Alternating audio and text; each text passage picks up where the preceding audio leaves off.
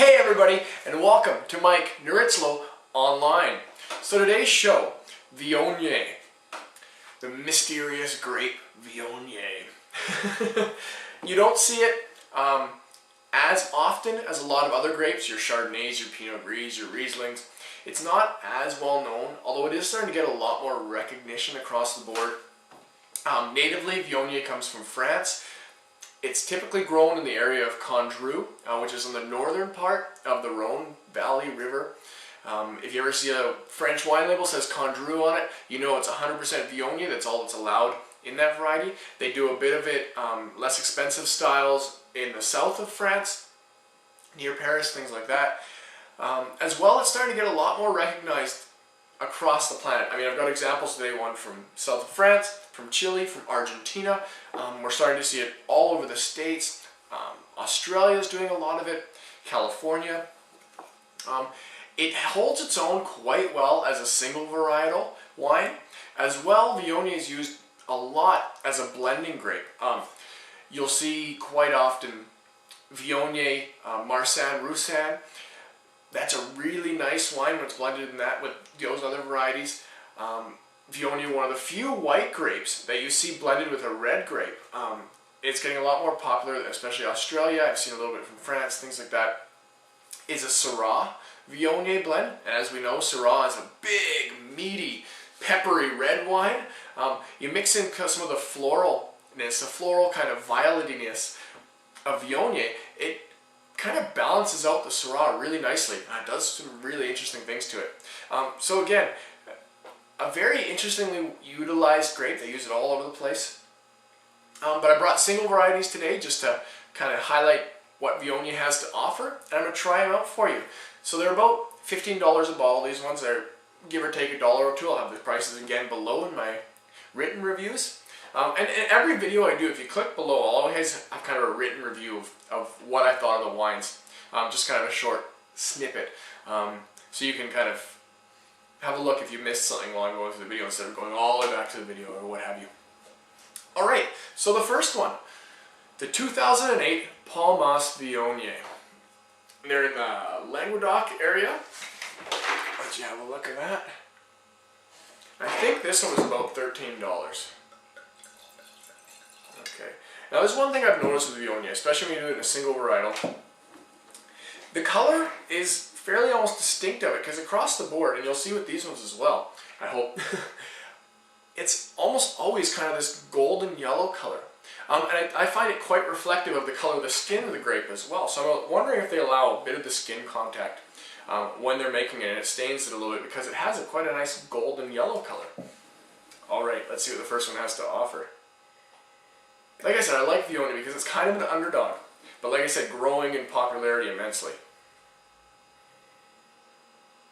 Okay, first an elegant nose, a hint of spice, quite floral actually this one, quite floral. Quite floral, and I get a nice kind of liminess, or lime and melon, a bit of mineral coming through on the nose. As well, almost, and this is something I quite often pick up with Viognier, the way it comes across to me is a little bit of kind of green olive, just a hint of green olive on the nose. Which I always find quite attractive, it's a little bit savory almost. Okay.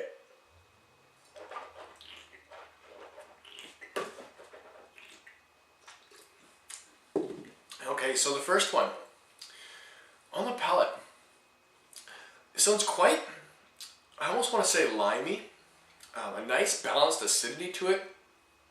Yeah, definitely a balanced acidity, nice and tart, or slightly tart on the back end. A good creaminess as well. In my mouth, I enjoy that. Quite creamy. This would be a really nice just sipper on its own, actually.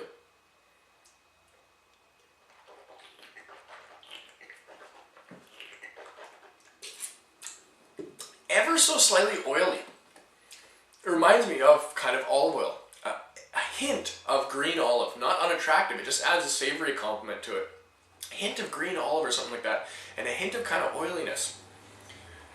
I like that, but not oiliness that stays in your mouth like oil, just goes along with the creaminess in the taste. And as for fruit on this one, I'd almost go with kind of honeydew. There's a little bit of a honey play in here as well, like, mixed with the tartness. Kind of honeydew, kind of green tart melon. Get a fair amount of that in here. I like this one. But definitely, the flavors aren't in your face on this. It's got quite a nice nose. It's fairly aromatic. The flavors come across as more elegant, a little bit more integrated elegantly, as opposed to, wham, this cut and dry. Yeah, they're integrated fairly elegantly. I think I'll enjoy more of this one later. Yeah, like I said, I think this one's about $13. I'm going to go ahead and give it about 87 points. This is a really nice Viognier. I like this one. That's what I'll say below. Really nice. 87 points. Check that one out if you can find it. And for the price point, you really can't go wrong. Okay, the next one from Chile. South America, 2009 Connoisseur Viognier. I see this one pop up quite often in a lot of wine reviews, things like that. So I'm very curious about it. My glass, a bit of a rinse here. So if you watched my previous episode, how's your swirling coming? A few people commented on that. I enjoyed doing that. It was just a lot of fun to swirl some wine. And if you want to learn to swirl better, just get some water and stick it in a wine glass and start swirling. Once you figure it out, it's really simple. Anyway, that's the previous episode. So if you want to hear about swirling, you didn't see it, go to the previous one. Anyway. Okay, a little bit different nose on this one compared to the other one. Again, that golden yellow color. I find it very interesting. Golden yellow color. But the nose on this one is extremely floral. Like just, yeah, I'm walking into a garden center. It's very floral, just, well, not necessarily a garden center, not green, just perfumey and elegant from the flowers. I like that. My grandma's backyard almost. She was huge into planting. A hint of kind of vanilla-y spiced oak on the nose. And some honey or something like that as well. I like that. This one's actually more aromatic than the first.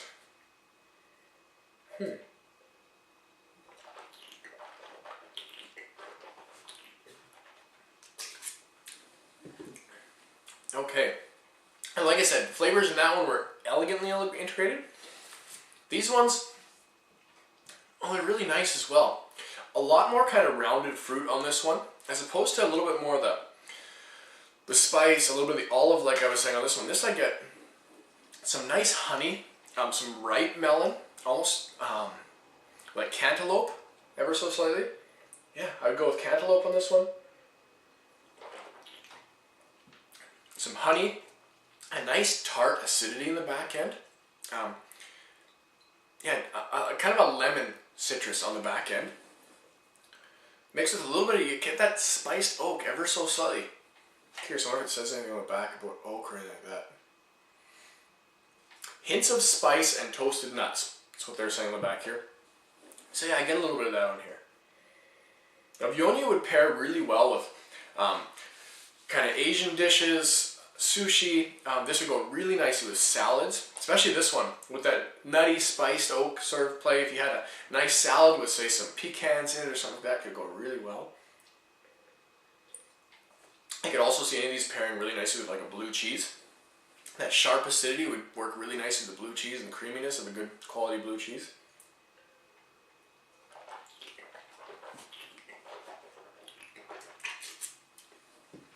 Yeah, so like I said, kind of cantaloupe, melon. I'd almost venture to say a hint, just a hint of like banana or something like that on this one.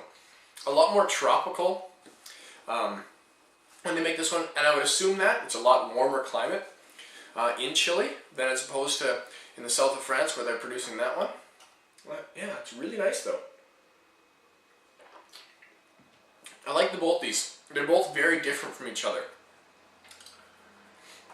This is kind of like the big stocky older brother, and this is the, well, let's call them, it's more the big stocky older sister who really kind of likes to show off and things like that. And this is kind of like the younger elegant sister who stands back, but everybody knows is a little bit more sophisticated, a little bit more gorgeous than the older sister. Both really nice though. It's a tough call. I give this one 87 points. I do think I like the elegance and the integration of the flavors a little bit more in this one. Not a whole heck of a lot though. I'll say 86.5 points for this one. Quite nice. I think it's about $14, roughly around there. Yeah, so we'll go with 86.5 points. It's definitely a good Viognier though. Okay, third, last but not least, Argentina. And Argentina is one of the showcased areas, producing areas of the Vancouver International Wine Festival this year. Argentina, along with New Zealand. Okay. I like how different they are. I love when you find it's a single varietal wine done all over the world and they're so different. Clean my glass here, actually. Did I do that already? Whatever.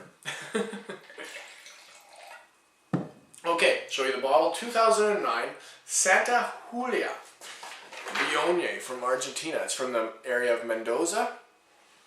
Let's try this one out. I got close friends of mine living in Argentina. Actually, they're home on holiday right now, but they're heading back and they love it there. Okay, different nose on this one. I get kind of a fair amount of honey coming through. And something that reminds me a little bit of wax. Kind of waxy, like beeswax. Beeswaxed honey, something along those lines. It's a little bit green too. I'm going to venture to say kind of like chives, not quite green onions that are super sharp, like chives. When you open or cut fresh chives, I get a little bit of that on the nose. As well, I would also say just some nice, almost stone fruit on this one, like slight apricot, something like that. Very different from the other two. What Argentina is doing.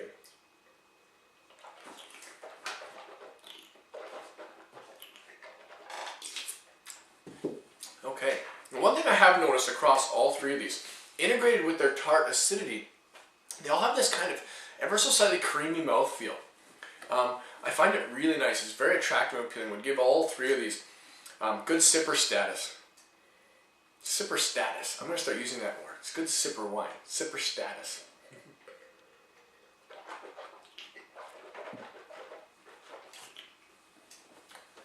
Now this one, the alcohol's coming through a little bit hot on this one. Not too much, but a little bit hot for me, whereas both of these was integrated a little bit better. Curious the percentages. 13.5. 13.5. And it's hiding on me. What have we got here? Oh, they're all 13.5. Okay, so they've done a nicer job integrating the alcohol on these ones. The alcohol is a little bit warm in the back end on the third one here. On the palate, I find the alcohol a little bit distracting. It does have a little bit of kind of that spiced aspect to it. I'd venture to say kind of green fruit, almost like underripe kiwi is what this reminds me of. It's quite tart. But the tartness with the alcohol on the back end I find a little bit unattractive. It kind of kills the length. Nice flavor though.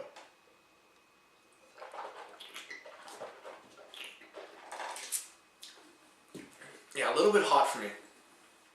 But definitely kind of that green kiwi, green fruit, maybe a hint of lime, something like that. Interesting wine.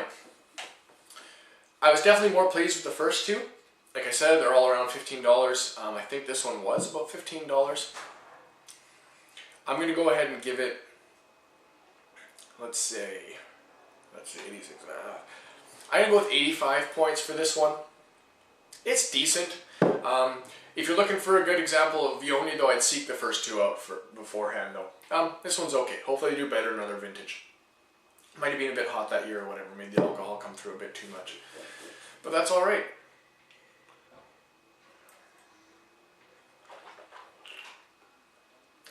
Just giving it one more chance there. Yeah, the alcohol's a little bit biting. Anyway, enough about that. You've seen a little bit of Viognier. Look for some Viognier. Try it out. And again, try new things. Continue to try new wines. And not just wine. If you're out and there's a weird food that you haven't tried, try it. Who knows, you'll probably like it. that's about it. Thank you so much for watching today. If you've ever had a Viognier that you really like, or tried a blend with a Viognier that you want to recommend, leave it in the comments below. That would be awesome. Like I said, the underdog that I really appreciate. And yeah, and that's something I think I'm going to continue to do with you guys, is try to showcase great varieties that you don't typically see. Not your Pinot Gris, your Chardonnays. I'll definitely put those in, but I mean, there's a variety out there I might do an episode soon on called Zweigelt. And I find Zweigelt very interesting. It's an Austrian variety, and in Austria they have some really interesting varieties. Zweigelt, but all Frankish. Fun words to say too, but make for very interesting wines. Yeah, thank you so much for coming out today, and we'll see you next time. Hey, it's me again. Something I totally forgot to mention in the video is just a little snippet I was going to add. This coming Sunday, March 7th, from 11 a.m. to 6 p.m., I'll be hosting the tasting at the Wine Emporium again.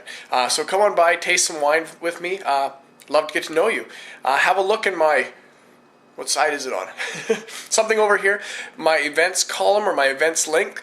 You can get more details, link to their website and directions if you want to figure out how to get there. They're here in Langley, so hopefully you're from Langley. You can find them, Langley, Vancouver area, and I look forward to seeing you this Sunday. Thanks a lot.